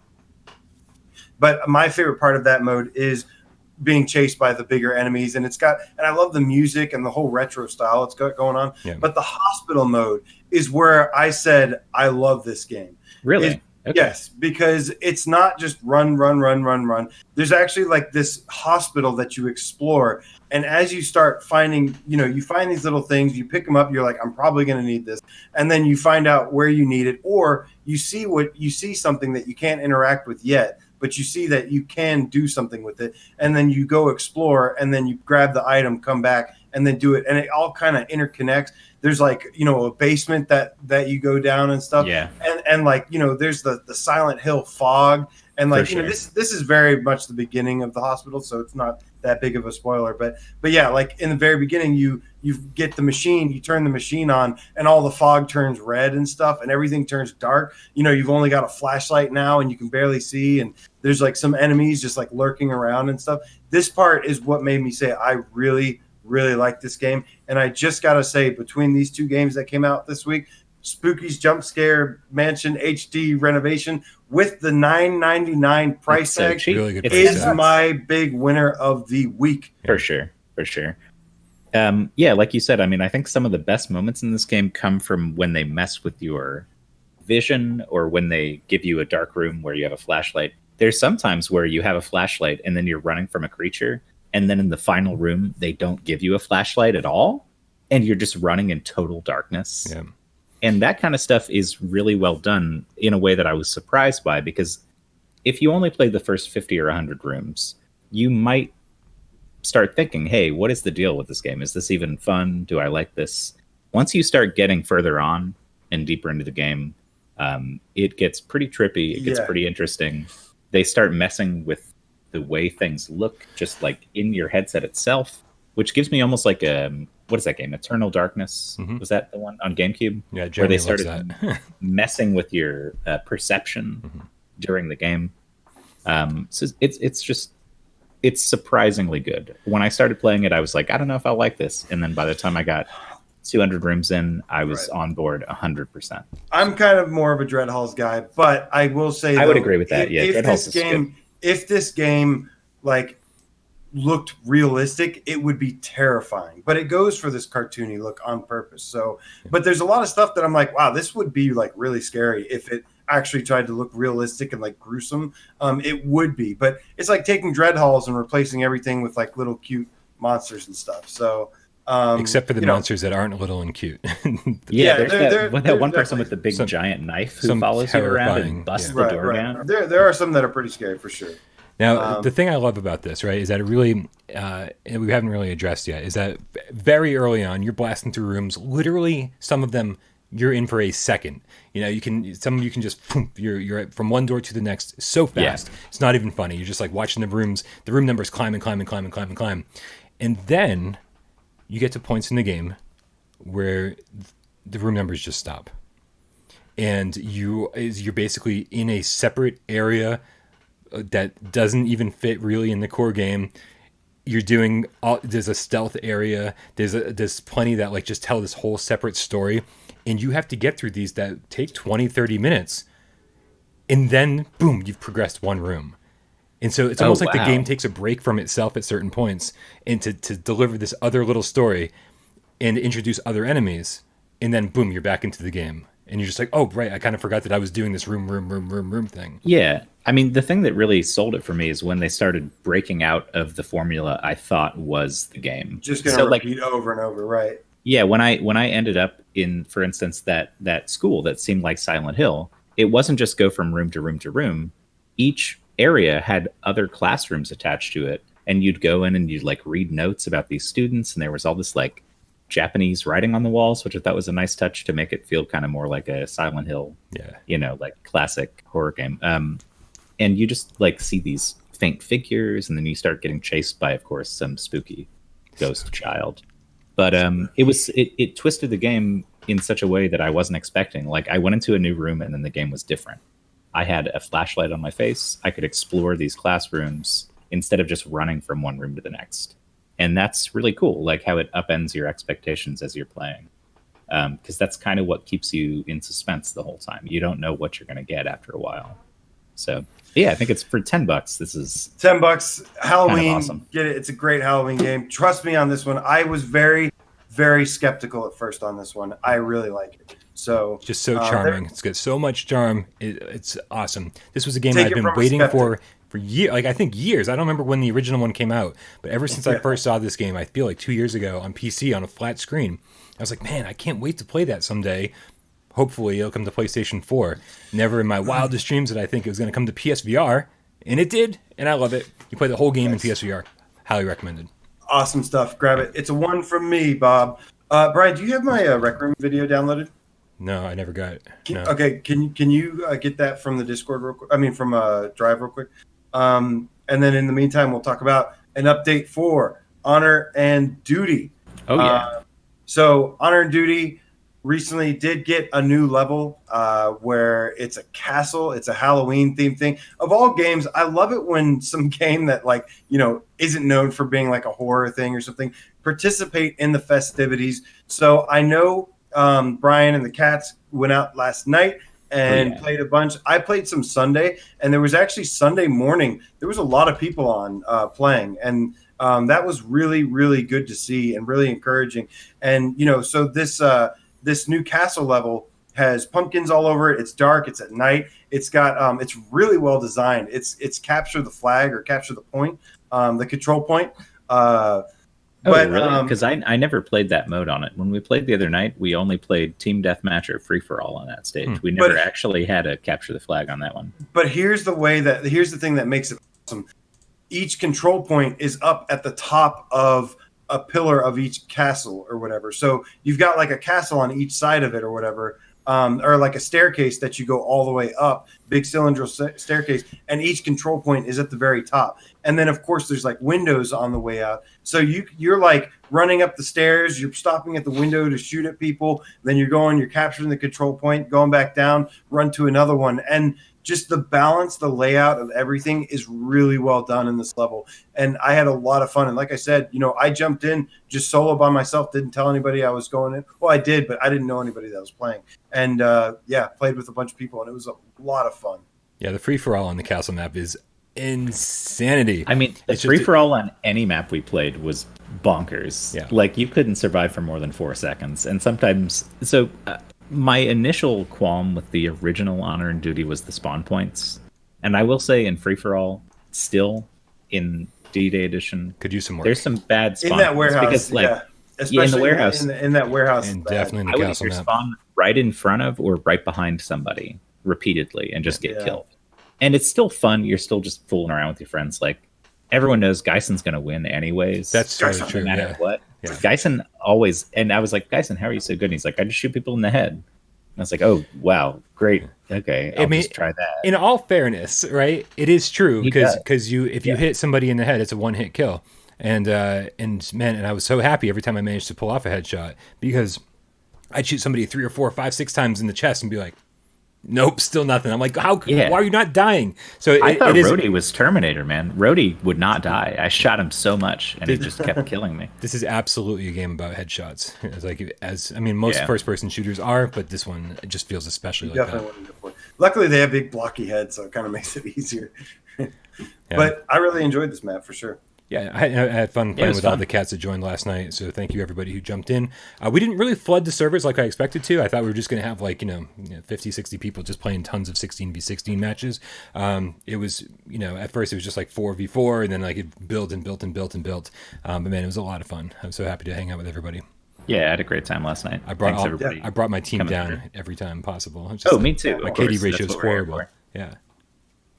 But yeah, so awesome work there. Of course, they've got the physical coming out for Honor and Duty. All Out And War Edition. yeah, and what makes me excited about that is the single player. I know the multiplayer chaos is where it's at, but I also don't like having to rely on other people or setting up stuff because I'm so busy and just don't usually feel like it. And it's hard. But that being said, I cannot wait I'm going to destroy that single player campaign, like from start to finish. So really awesome stuff, and can't wait for the PS5-ish launch title, the Steampunk Honor and Duty. Just good stuff, man. Like I said, Reggie's gonna have his claim to glory and fame one day. He's already got it with us. He knows we love him, but more people are going to start to know the name Strange Game Studios in the future. Yeah, so for Bryan, sure. Next gen, I think, is going to be amazing. Yeah, single player, man. For me, single player. You got the video ready? Ready when you are. Okay, so guys, it is Halloween. By the way, thank you so much for all of you, all 140, 150, whoever's here. Wow, thank that's you a so bonkers much number of people. Thanks, for guys. being here. We wouldn't want to spend Halloween with anybody else. And, of course, we've got some plans for later tonight. However, I wanted to talk about some things you can do for free. There are free activities for Halloween you can do to celebrate the festivities. And I'm talking about There's no tips. I just wanted to make it spooky while you're talking. and I'm talking about Rec Room, guys. Well, now that you made one. I made a tip wait, appear. wait. Bell Romeo, the You game made a cat, tip appear. I said, did. with the 5 donations. Says shout out to McGravy for just giving me Spyro Steam Key Nice. and money to Bryan for Halloween candy. corn. Oh no, He's not got candy you corn. covered. Not Hell candy yeah, corn. Bell Romeo. Thank you and, very Big much. shout out to Mr. McGravy or Mr. Gravy. Sorry. That was really nice of you supporting our cat. But yeah, so Dave Rec makes Room a tip has appear. a bunch of last year, Dave, if you remember, we went and explored haunted houses. Holy shit! Sorry, I do remember my cat opened my door without me knowing. Dude, I was gonna say, What? I was about to ask you what's happening. I thought somebody's breaking into your apartment. no, Oh, my no. cat just knows how to open the door somehow. It's a creepy. really bad door. So hold on. All right. I'll be right Well, back. I a needed really that bad break cat. anyways. Bryan, Yes. roll the footage. But Been first, playing up, for like 10 minutes. ever Ever since you told me to play it, I played it. I'm still seeing maybe my thing. You're on a 7-minute delay, my friend. 7 minutes. Yeah. It shouldn't be that long, Jesus. But anyways, so there was a couple rooms that I explored with both Cole Rob, the corny game cat, and our favorite Kaka Still Time. And there was like a couple rooms I wanted to recommend for anybody trying to get into, some Halloween festivities, don't know what to do.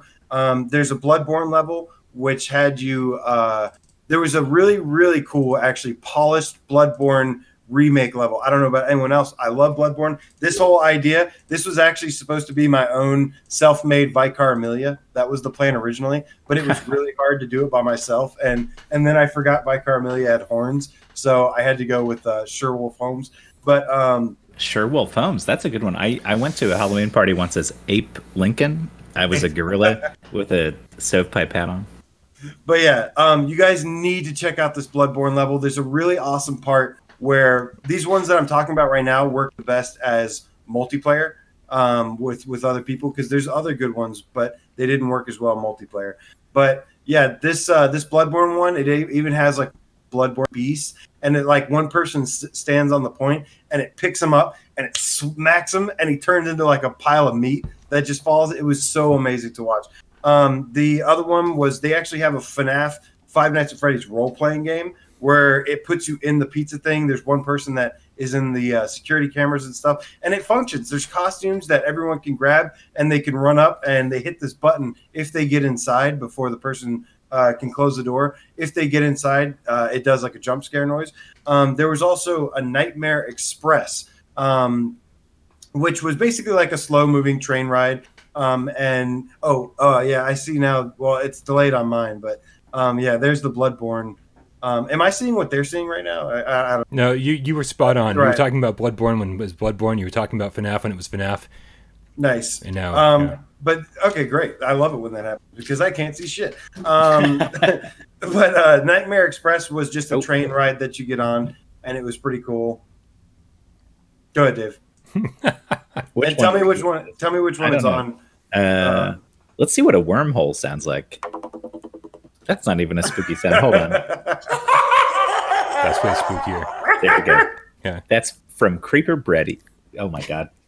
Creeper Betty. That shot hit you hard. It did. Thanks, Mako.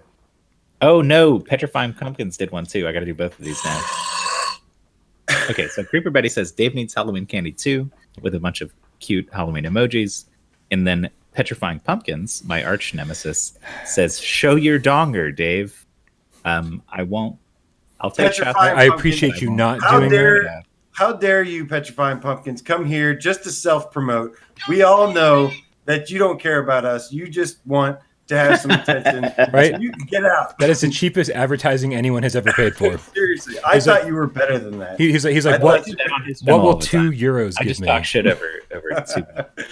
What's up, Pumpkins? Good to see you, man. Yeah, you too.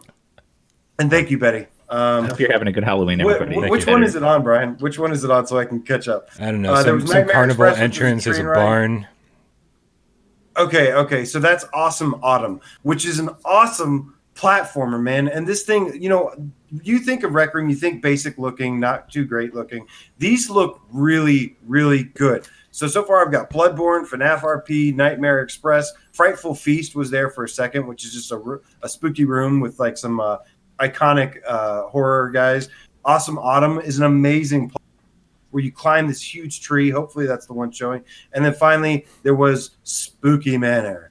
And Spooky Manor is kind of like just another little train ride game where you go, but it actually gives you a gun to shoot some stuff along the way. So just remember, guys, if you don't have anything to do tonight, go check out Rec Room and check out these haunted houses. They're on the featured page when you open your watch or whatever. Really worth your time, I promise you.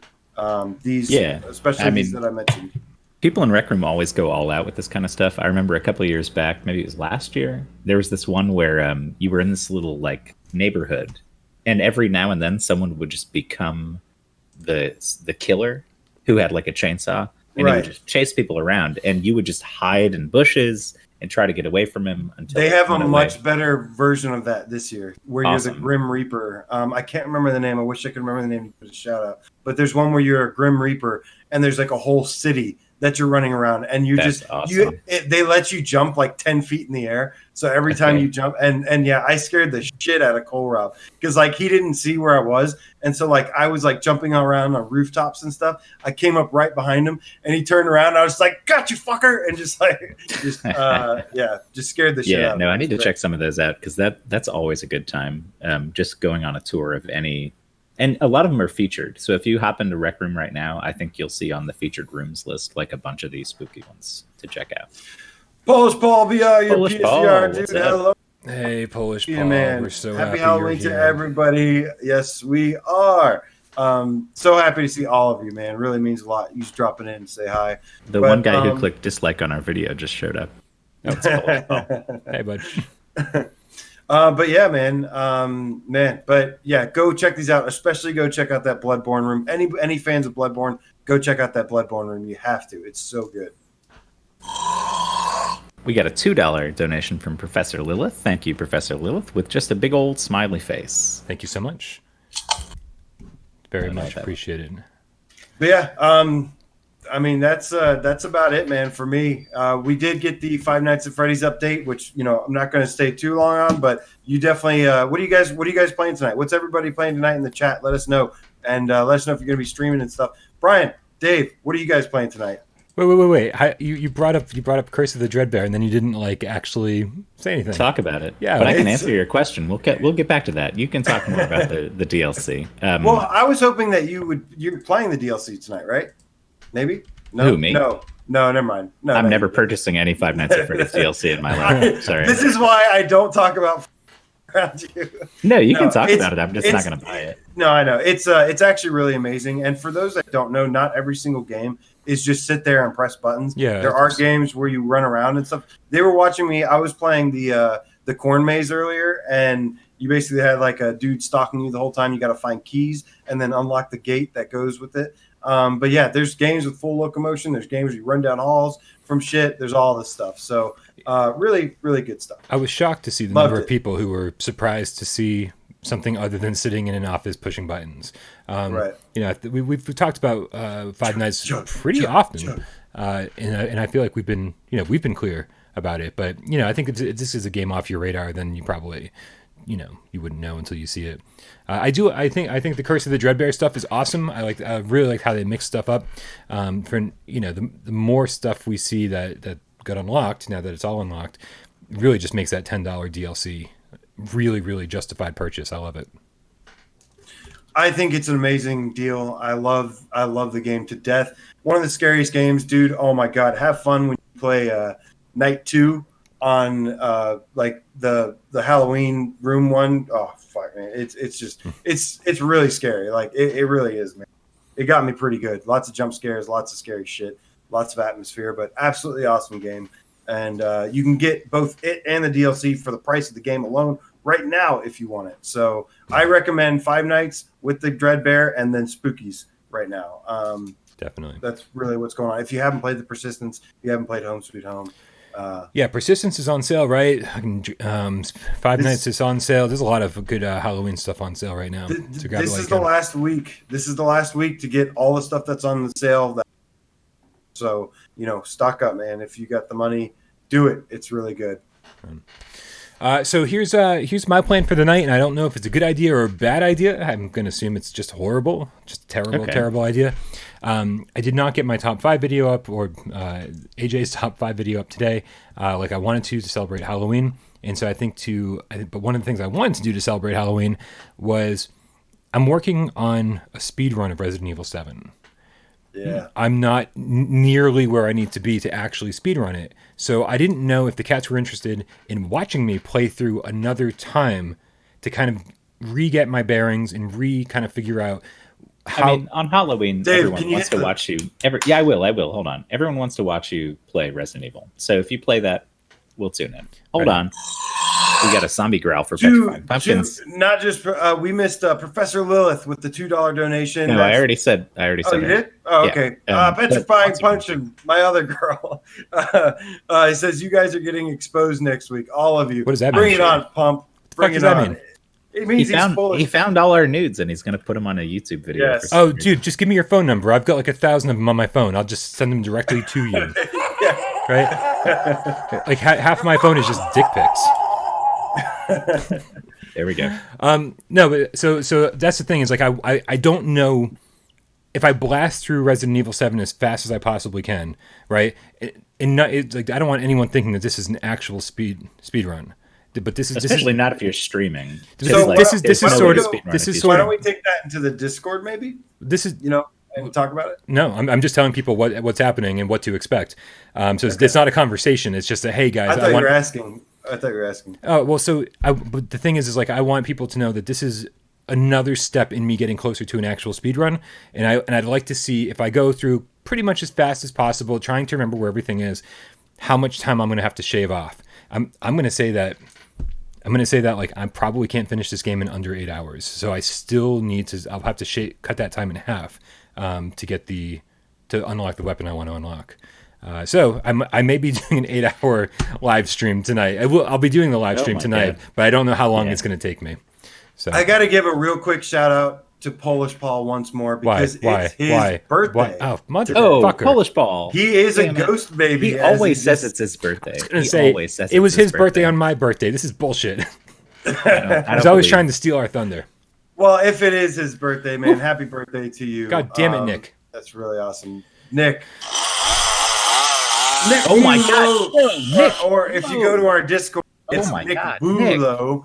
And what he is says, wrong with you, Nick? Got a bigger raise than me, I think. Happy Meowloween. That's $50. Thank you. $50, Nick. Thank you so much. I'm going to give you an extra treat, guy. Let go of me. Unhand me. Okay. Thank you so much, Nick. Thank you, love Nick. you. That's crazy. Really, really appreciate it. JD Max says play Paranormal Activity, and I'm like, well, that would take me all of like an hour and a half. So we're talking about two very different streams. I'd be happy to play Paranormal Activity. I haven't played it in a while, and it would be a much shorter night. That's for sure. Okay, so now let's throw it up in the Discord. You guys tell me, do you want a stream of Paranormal Activity and get that top 5 list out probably both tonight, or do you just want me to do a complete run of Resident Evil 7? You guys tell me in the Discord. Resident Evil 7. So I have to expose myself here. No, wait, no. Whoa. Listen, just because they gave you money doesn't mean you need to do it. No. So I'll probably be playing Outer Worlds, to be honest. Yeah. I really am so deep into Outer Worlds. I'm loving it so much. I know some of you guys out there are occasional flat screen guys or girls, and it's such a good game, and I can't say how much I enjoy it. So I haven't been playing it enough, but I have some free time after this. I'll probably be tuning into your guys' streams, popping back and forth. But I don't have any plans to do any spooky Halloweening on VR myself tonight. Dave, so I'm sorry. Go ahead. I'm going to be playing some Spooky's Mansion. I'm also going to pick up Horror Sense and Wandering Pupil. If you stream Horror Sense, I will watch that. I'm going to do a Halloween mega stream. So I'm going to check out a couple things. It's not going to be a super long one because I know Will's also going to be playing Resi 7. Want to check that out. Brian's going to be playing something. Want to check that out. I want to show some love to the community out there. That's going to be streaming and celebrating with us tonight. It's a party tonight, guys. Grab your beers, grab your drinks, grab your candy, grab all your shits, and let's go, man. Yes. So real quick before we jump out of here, I was on Twitter last night, I think, and I saw Nerfenstein, aka Girly Gamer. She's looking to find some VR gals out there, and I figured we might have like a little bit of a wider reach than she does. To do some kind of podcast show or something like that. Well, so if there Creeper Betty is out there. Well, I just played some Firewall with her last night. Creeper Betty, if you want to be on a show, hit up Nerf. Exactly. So, got a good personality. Nerf's got a good personality. Or if there's any other. You're a girl. Sign the fuck up. Like I love how you did that. Nerf specifically said, "I'm looking for girls who like VR." That's like so, you're a guy. You're both gay. You should fucking date. I saw her Twitter her post, and she said, "Are there any girls out there like me who like VR?" And so that's why I said Betty. Anyway, so make sure you hit her up, and if you are a girl or you are somebody who is in love with VR and you want to like do something with her, by all means, man, help her out, because there's never enough VR content in the world, and it's always better when there's more of us. Ain't that right, Paul? It's always better. The weirdest Paul impression I've ever heard. It's always better unless it's Paul. I'm not known for my voices, as you know. Okay. Yeah. All right, guys, I think we need to wrap this thing up because we have a lot of stuff that needs to get done tonight. We got to celebrate Halloween in style, but thank you to each and every cat Halloween, out baby. there that hung out with us, that was in the chat, that just some people don't like to chat and just like to watch. So thank you very much to each and every one. Oh God, he's transforming again. Oh no, not again. The full moon. The full moon is risen. Hold on. Is there a This is wait? insanity. Wait, don't do it yet. Hold on. I gotta scream for you. There we go. There he is. Oh, that was fucking awesome. That was a perfect end, guys. Thank you to everybody who donated. Thank you to everybody who hung out. Happy Halloween, each and every one of you. As AJ said, this is one of our favorite days of the year. I used to say E3, but ever since Sony backed out, now Halloween for sure. Absolutely. Thank you, Cats. Is that the Thriller dance? Like, what are you trying to do over there? Should I get my Thriller jacket? It's not red though. Yeah. Damn. Too late. Thank you, Cats. Thank you, AJ. Thank you, Dave. I'm Bryan, and we'll see you next week. Next time around. Get that, dude. You can take it off. Oh my god. No, keep it on. Everybody, keep take it off. Oh, I love Dave, when you wear it wanna on see your the head. It looks dong. like a little. It looks like a coonskin cap or something, but it's like instead of a raccoon, it's a fucking werewolf. Thank you so much, Paper Wings, Polish Paul, K27, or GameCat, the Handyman, Can VR, Nerfenstein, Girly Gamer, Professor Lilith, Johnny Ray, Pop the Stray Cat, Davestation VR, Just Incredible, Gabriel 004, the Secret Agent GameCat TV, Chopper, my dude, Creeper Betty, Colt Rayman 4588, aka Super Tramp Yuki, Belramia the Game Cat, Rody, good to see you, bud. Who did I get? Zach Lightning, good to see you. My God. Happy Halloween to all of you. Love you guys so much. Billy Goat. This is Eating out. insanity. Boyd, gonna play Farpoint soon, buddy. I know I keep saying that. Petrified Pumpkin. Farpoint's overrated. Just kidding, Haplo. I will kill you.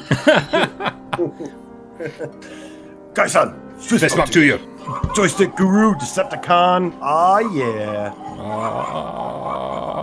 Yeah, everybody join us on the Love Discord each and server. Every one of you. Puppet Everybody. Pants, the Jedi Game Join Cat. us on Discord. This is absolute insanity. Thank you guys so much. We love you all. Time of the Cat.